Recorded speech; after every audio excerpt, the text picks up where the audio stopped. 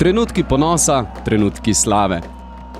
Zadnjo nedeljo v maju bomo dodali k seznamu najlepših poglavij zgodbe o vijoličastem, s prizori, ki povedo več kot 1000 besed. Ljudski vrt, dom prvakov. Tako je, ko slavi Maribor.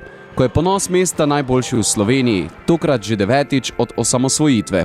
Južna ploščad stadiona Ljudski vrt je kot ustvarjena za tovrstne proslave. Tudi tokrat so jo napolnile vse generacije navijačev v vijoličastem.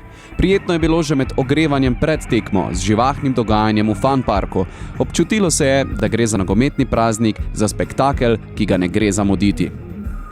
Posebna energija se je z južne ploščadi prenesla na tribune, kjer so le redki sedeži ostali nezasedeni.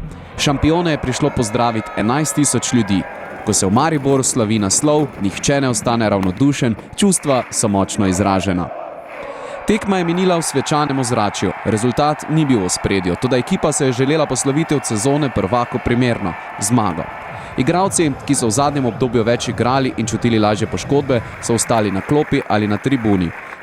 Priložnost za premiero je tako v zadnjem prvenstvenem krogu dočakal tudi najmlajši član slačilnice. Luka Krajnc je pri 16 letih prvič oblekel vijoličasto majico in pred selitvijo v Genovo se je nadarjenemu branilcu uresničila želja, da zaigra za člansko moštvo. Občutki so res fenomenalni, zato res hvala navijačem. Pa vedno sem se želel, da enkrat zaigrati pred polnim Ljudskim vrtom in to se tudi zgodilo. Državni prvak je ob fenomenalnem ozračju v Ljudskem vrtu premagal pokalnega, strelca za končnih 2-0 sta bila Etienne Velikonja in Alen Ploj. Velikonja je zadel v sodelovanju z Rajkom Repom za prvi izbruh navdušenja na tribunah.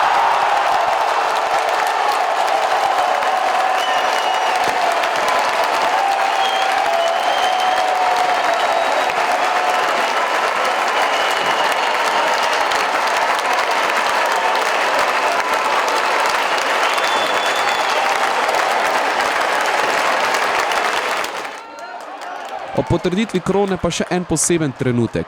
Prvi gol Alena Ploja v članski konkurenci. In to kakšen gol! V slogu največjih in najbolj izkušenih mojstrov, čeprav Alen nima več kot 18 let.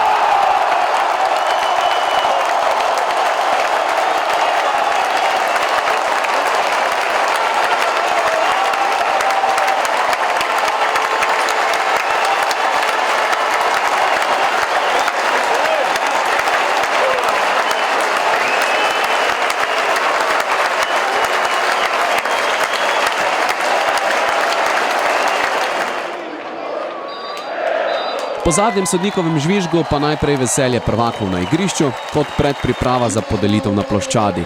Nato v slačilnici. Za vas smo želeli pričarati tudi trenutke, ki jih ne vidimo pogosto in so nas fantje spustili v svoje prostore.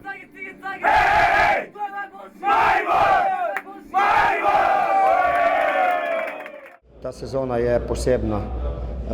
Že zaradi tega, ker smo imeli tako čudovito poletje v Evropi, ko so se zgodile za slovenski prostor fantastične stvari, tu mislim na ta prvo odlične tekme in pa tudi na prodajo igralcev in pa na našo neporaženost jeseni. In tako da ta sezona je res nekaj posebnega, je bila odlična, v kateri smo na koncu tudi malce trpeli oziroma so nasprotniki nam bili blizu, vendar je na koncu zmaga res več kot zaslužena in nekega razloga oziroma zakaj ni to zasluženo, nikakor ne morem najti oziroma mislim, da nihče ne more najti, ker je zmaga popolnoma zaslužena. Vsak naslov je pa posebej zelo pomemben in ta se sigurno lahko primerja s ta prvim naslovom. Najlepši del nedelje pa je potem sledil na južni ploščadi, na svečani podelitvi ob prevzemu pokala, namenjenega najuspešnejši ekipi. NK Maribor, prvak Slovenije 2011.